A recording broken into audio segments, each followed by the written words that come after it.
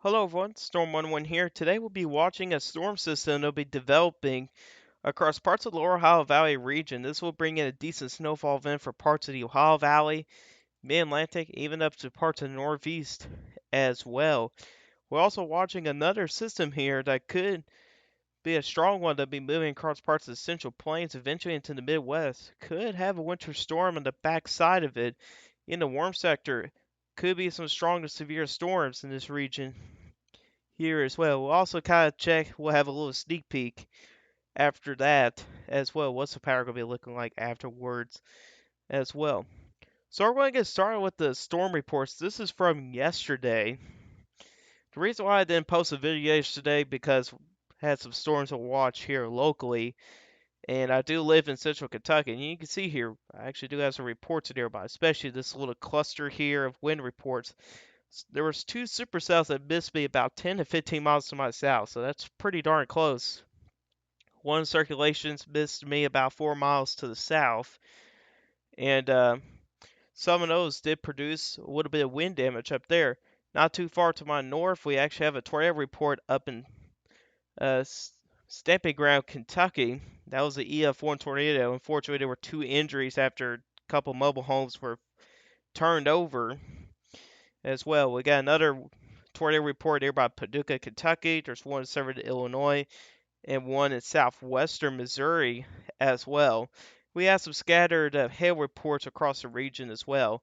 There's also a cluster of wind damage reports in northwestern Tennessee as well, associated with a cluster of thunderstorms, which also made them issue a couple tornado warnings with that as well. So, certainly a pretty interesting night last night here, but certainly a pretty decent forecast.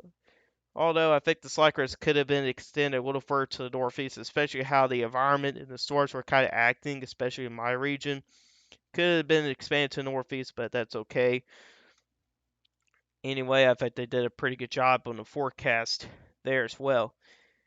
At the same time, though, while there was severe weather in parts of the lower Ohio Valley region, we had that winter storm up in parts of North Dakota, Minnesota, northern Wisconsin, and upper Michigan.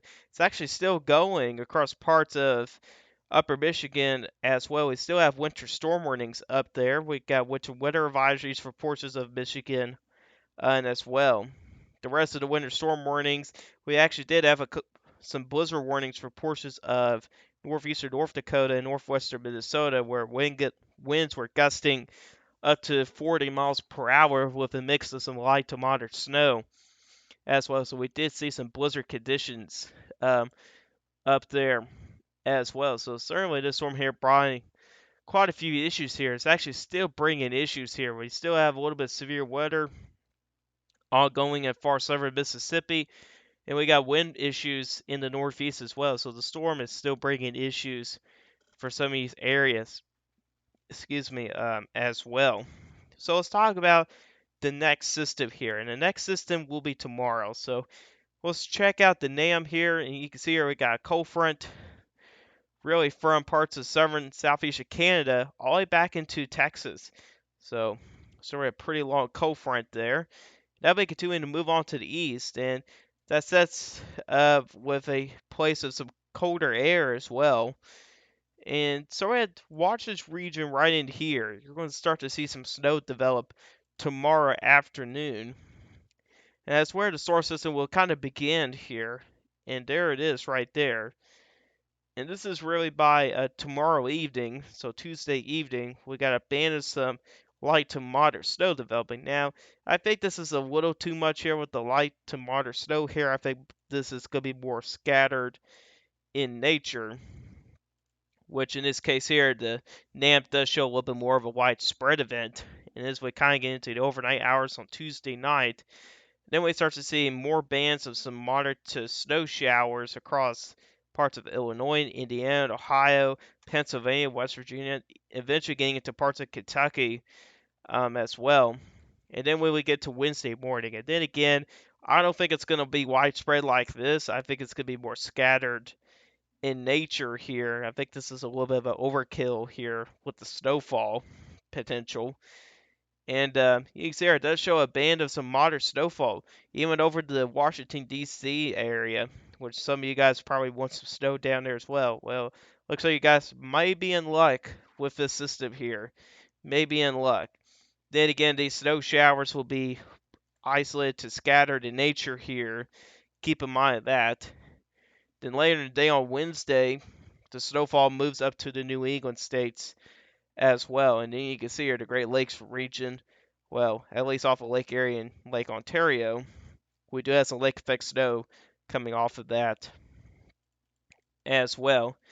And here's your next system here getting ready to build over in the parts of the Southern Rockies as well, which they could experience some snow in the higher elevations as well. So before in the last video here, we talked about a possible winter storm here for the Northeast. Well, it doesn't really look like it happened. Why? Let me show you guys this. So this is your 500 millibar of vorticity here, and this shows the energy up in the atmosphere. And this is now getting to Tuesday night here. You'll notice here there's two different areas here. You got one piece of energy up in the parts of Minnesota and Wisconsin. Here's your main piece of energy down here. Now, like I said in the last video, if the timing is just right, these two pieces of energy could come together and maybe create a big winter storm. Unfortunately, in this case here, this one here will be a little bit too late, a little bit too slow here for this other piece of energy. So that's why we're not going to see a big winter storm. However, when we get to Wednesday evening, eventually it starts to catch up here. But then again, that's still a little bit too late here. But it does start to really get itself act together when it gets into the New England states here. But I think at that point there, I think it's still too late. Either way here, you'll see some of the other models here. They're not very impressed here with the snowfall potential like the NAM is. I think the NAM here is a little bit of overkill, like I said earlier. But you also do notice here, back off to the west, though, there's a lot of energy out there. Eventually, that's going to move to the Central Plains, and that's what we're going to be talking about our next system in this video. So this is the snowfall amounts for the NAM here. And then again, like I said, it's going to be an overkill. A lot of this is going to be isolated, scattered in nature. But it does show some of those bands of snow there.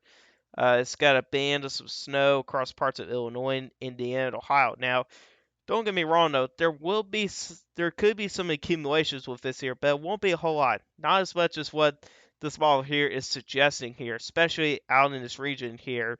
You might be talking about as high as maybe an inch of snow, and that's it. And but I do believe that the highest snowfall amounts will be in the higher elevations of West Virginia and Pennsylvania, which I do believe we could see 1 to maybe as high as 4 inches of snow in those higher elevations. But then again, that's the higher elevations. The lower elevations could generally be maybe nothing to maybe an inch of snow. Some areas may be lucky enough to see a coating of snow as well. It does show another bullseye up into parts of Massachusetts, Connecticut, Rhode Island. Then again, I don't think you guys will see a whole lot of snow either out of this event. Probably generally a coating. Maybe it's isolated 2 inches of snow up there as well. Now, this is for the next 48 hours here. Keep in mind that this does not go for the entire event. But you do see here, there is still that chance here that some places could see some snowfall accumulations. And this is from the National Reserve offices here. And I do agree with their forecast here. I know there's a strange cutoff here, but then that's just the borders of the National Service offices here. Some of them are outdated here. So it's going to look pretty odd here. But I do agree the higher elevations in West Virginia, probably it's low as an inch of snow. Could get as high as close to 4 inches of snow up there as well. And you can see here across southern Indiana, Ohio, even the parts of northern and eastern Kentucky. Could be a coating to maybe close to half an inch of snow in those areas. And look at here, across parts of Maryland, Delaware, Northern Virginia. Could be a coating to maybe close to an inch of snow in some places, even expanding into across most of Pennsylvania and New Jersey as well. You also do notice here off of Lake Erie, quite a bit of lake effect snow will be happening here. Could range anywhere from 3 to 6 inches of snow for those areas. Even off of Lake Ontario, as well, which I understand shows nothing up here, but then again, this is for the next 48 hours. Doesn't go for the entire event, but I will see. We'll probably see probably anywhere from a coating, maybe as high as 2 inches of snow. It does have the higher elevations of Massachusetts and New Hampshire. Actually, that's Vermont, not New Hampshire. Anyways, here for the higher elevations of Vermont, could see a decent amount of snow as well here, but a lot of that's going to be coming from Lake Ontario as well, not necessarily from the system here as well. But either way, though, a lot of these folks here will probably see their first snowflakes of the season and maybe their first snowfall accumulations of the season here. Now, I'm going to let you guys know, enjoy this while you can because after this, there is not much snow in the forecast, which we'll check out in the long range in just a moment. So that's that system out of the way. We'll check out the GFS model here. Then again, you can see here, it used to be the most aggressive model here. It's actually not. And you can see here, it's not very impressed with that snowfall. And again, those two pieces of energy, the timing will be off. So we're looking at a weaker system here. But it does get a little bit stronger here as it gets closer to Canada, though. I will say that. That's whenever those two pieces of energy will get together, though. At that point, if that northern piece of energy does trend a little faster, yeah, your odds may increase for maybe for a better snowfall event, but right now it's looking to be unlikely at this time. Excuse me. Um, so looking off to the west here, you got a system here in the Rockies here that's going to bring in quite a bit of snowfall, especially in the higher elevations of Arizona, Utah, Colorado, and New Mexico. Those are areas that actually do need some snow and rain as well, so this is certainly good news for them folks over there. Watch what happens here. That comes off the Rockies of Colorado. You'll see this move on to the northeast. You also do notice that there's a band of some moderate to maybe times heavy snowfall across parts of Nebraska, South Dakota. That's going to expand into parts of Minnesota and Wisconsin. And that could be another winter storm for some of them folks up there as well. That's already got hit by one winter storm. You guys may see another winter storm again from this system. And this is a pretty similar setup here. The low pressure systems in the similar placement here at around this time here. You got a pretty nice warm sector here. You got dew points that's at least 60 degrees. That's pretty impressive here. And that could get as far north as parts of Illinois, Indiana, and Ohio. That's better, a little bit better than the last event, which was last night. And temperatures could be deep in the 60s and probably in the low 70s as well. So well above normal temperature seems likely as well, which could spell some trouble there. That could produce or have an increased risk for some severe weather, which is also another thing we got to keep an eye on. You also do notice here some thunderstorms do develop here, and some of these may train over some of the same areas. And this morning here, we did experience some aerial flooding issues in parts of Kentucky here, where areas experienced a general some areas got 2 to maybe close as 3 inches of rain this morning, which led to some flooding issues. And now you got saturated grounds here, and you got another system that'll be moving in, which could produce nearly the same amount of rain. So imagine that happening all over again. Then here's what's interesting here. As soon as that system moves out of the way, a low pressure system may try to develop along the cold front as well. This could lead to some more snow chances for the Ohio Valley in the northeast. Could. Other models suggest here, which we'll look at the European model in a little bit, shows as a cutoff low down in the southeast. So then again, it's something to watch as well. Here's the European model here, and very similar to the GFS model here, but a stronger low pressure system here. This is at peak time heating, and it's actually got some scattered storms out across parts of Illinois, Indiana, Kentucky, Arkansas, Mississippi, Tennessee. Some of those very similar areas as they experienced severe weather literally last night. So then again, a similar setup here. The only thing that's different here is that your low is going to be coming off from Colorado, not from Montana. But it will be coming into a very similar placement here. So this is going to be very interesting as well. We could possibly see a repeat from last night. Now, it won't be exactly that, but it could happen again. We'll have to see what happens. And you see here later on, a low does develop along the front, but it becomes a cutoff low for the southeast here. Now, unfortunately, it won't be cold enough for some snow, which sometimes these cutoff lows do have. They do produce their own colder air on the back side here, which you do see that 540 line behind it. Actually, it does spit a little bit of wintry mix there, just a little bit. But then again, that's far out. Things will likely change with that as well. But that'll be something to watch here. That'll be very interesting as well. And this model suggests it could sit there for a while. So that could be some not pleasant weather at all for them folks down there. Where some of those places actually do need some rain. So some people would not mind this at all, probably. Well, I would imagine if you do need some rain. Okay, so let's talk about the upper level wind pattern. And we're looking at 500 millibars here with the wind. So this is where you kind of see your troughs and ridges here. We're going to skip to Thursday here. And you can see here, off to the west here, you got your trough that's be moving into the western United States. It'll be bringing in below average temperatures there. Here's your low pressure system right here in southeastern Colorado. Let's move on to 2 p.m. on Friday. You see a lot of this divergence happening here. That's going to lead to some thunderstorm development in this region here. And at 2 o'clock here, if we go to the surface here for temperatures, it's pretty mild out there. You got temperatures deep in the 70s in Oklahoma.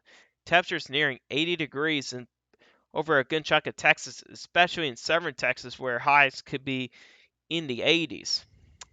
And but for over a large region, it's going to be upper 60s to low 70s. So that's some pretty warm temperatures there. That's going to be well above normal temperatures for some places in here.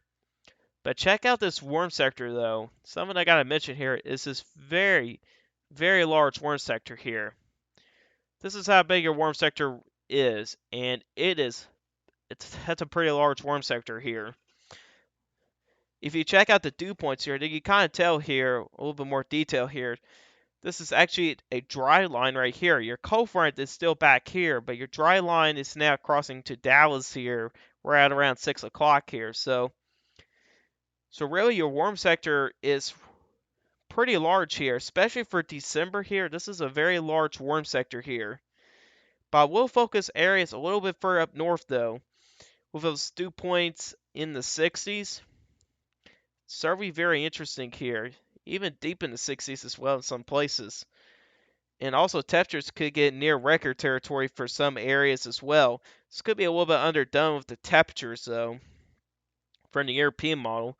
If you check out the GFS model here, shows something very similar here. Temperatures a little bit milder out there. If you check out dew points here, it does look like the dry line's a little bit faster here, or cold front, however you want to say here.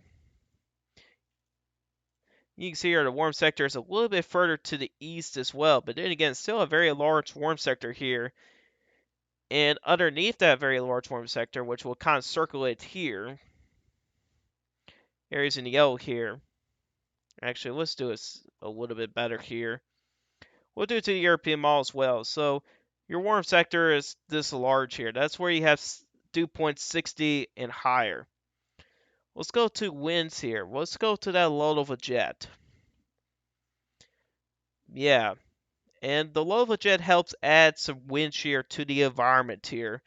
You can see here some of the strongest wind, the strongest part of the low of a jet is more focused up in Illinois, Indiana, and Missouri. And so we'll also highlight this. We'll put this in green for a strong low of a jet here, which we'll put it right here. So then again here, this is your strong low of a jet in green. So right now at this point here already, your greatest opportunity for severe weather, at least just by looking these two ingredients, could be in these regions in here. Could. We're not finished just yet. Let's look into the Cape. And you can see here with your cape here, which will put this in yellow. So some of your greatest instability is right here. So just given by the GFS model here, your greatest potential for some severe storms, at least by 6 o'clock here. This is 1 hour here. Could be parts of Arkansas, Tennessee, Mississippi, perhaps into parts of Louisiana as well here. So really in this region in here could be the area here to focus here at 6 o'clock. Now if we kind of back this off a little bit here and check out the European model, it's got a lot more instability for up north here. It's actually a little bit it's scattered, but still it's got some instability out there. So let's kind of back this off here a little bit. So let's kind of highlight these areas right in here. So yellow there is your cape. Let's talk about the load of a jet here. And really around the entire region here, so you got a strong load of a jet. So we'll put that here in green. So right there. And then talk about the dew points. And we have to go down to the surface for that.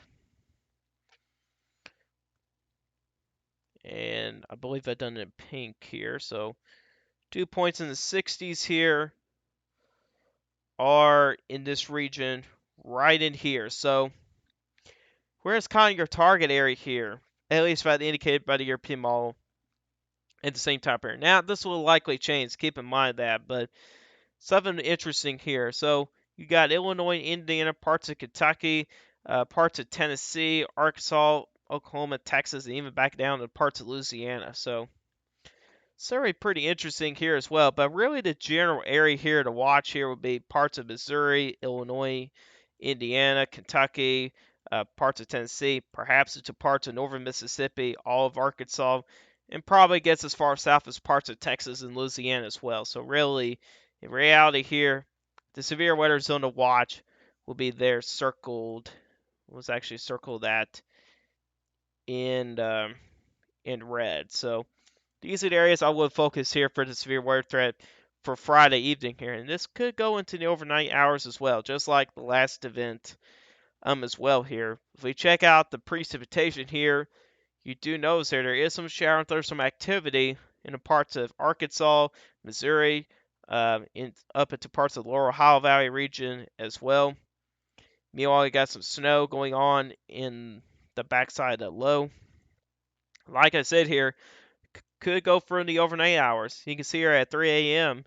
You still got thunderstorm activity from even up to parts of Michigan, which is pretty interesting. But really, you got the potential for some strong to maybe severe storms in these areas right in here, if the European model is correct there as well. It'll be windy at the surface here, and you can see here from the wind gust forecast from the European model, it will likely be overdone. It's got wind gusts 50 to 55 miles an hour. And I think in general, I think it's just going to be 35 to 45 miles an hour, I think. In my opinion here, if you look to the GFS model here, it's more 35 to 42 miles per hour. I think that's a little bit more accurate solution there as well. So generally you have to watch here parts of the Lower Ohio Valley and even for parts of the Midwest as well here for that severe weather potential. Certainly something to watch here for now here, but it's certainly going to be a high wind shear environment here, no doubt about it. The question really is, where to be enough instability? That's the kind of question right now. And things could change again here since we are still several days away from the event. Then again, it's something to watch for now. All right, let's talk about beyond here. So really after this system here, most of the activity is going to be more focused in the western United States. You do notice here, as we kind of go through the GFS model here, you got a ridge out here, a southeast ridge here kind of develops here. It's a cooler ridge. But let me show you guys the, let's see here. Let me show you guys the climate prediction outlook here. Really quick here. Something very interesting I want to show you guys here. And winter lovers are not going to like this. Temperature outlook for the 6 to 10 days. a high chance for above normal temperatures for pretty much most of the central in the eastern United States. Really, the only areas that has the probability of below average temperatures is the west coast of Washington, Oregon, and California as well. Here's precipitation, and things do turn drier across the east as well. This ridge here is going to be very large here. Then again, this ridge here will be very large here. It'll be something like this here, and certainly not a good sign here for people that like snow in the central and eastern United States. This will be some good news for the western United States, though. Also, if they're going to get some rain, especially in California and Nevada, honestly, I would not mind this at all, to be honest with you, as a snow lover myself. It gets worse 8 to 14 days, and that's a very, very large 90 to 100% chance above normal temperatures.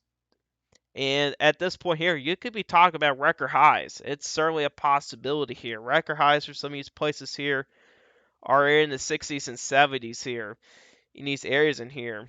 And if as you kind of get further to the south, I'm sure it's 80s down there. But really, overall, we're talking about a very warm pattern here. And this is a high confidence forecast. This is something you don't see very often from the Climate Prediction Center outlook here, especially 8 to 14 days out. This really tells you this is a high confidence forecast here.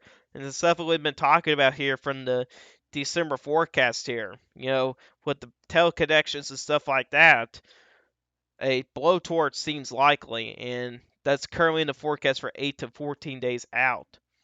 And it's also drier as well, especially along the east coast here. It's actually got an area of slightly above normal precipitation here.